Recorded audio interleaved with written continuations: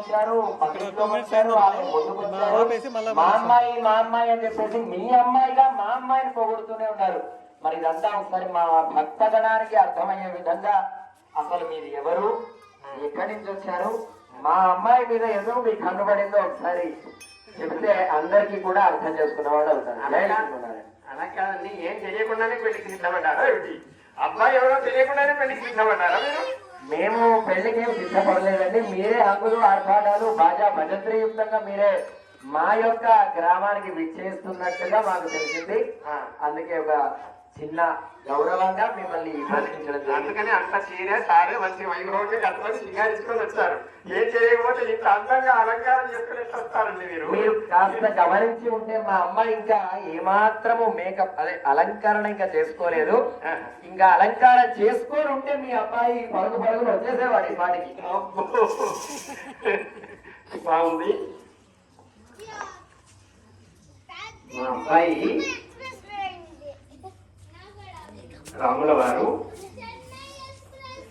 నారాయణుడే ఈ లోకంలో అవతరించి దేవతలందరూ కొనియాడబడినటువంటి ఏతస్మిన్ అంతరే విష్ణు ఉపయాతో మహాద్యుతి శంఖ చక్ర గదాపాణి సీతావాసో జగత్పతి అని దేవతలకు ఉండేటువంటి కష్టములన్నీ తొలగించుట కొరకు లోకంలో అవతరించి రాముడుగా అవతరించి మరి ఎప్పుడైతే భగవంతుడు బయలుదేరుతాడో వెంటనే అమ్మవారు బయలుదేరుతారట.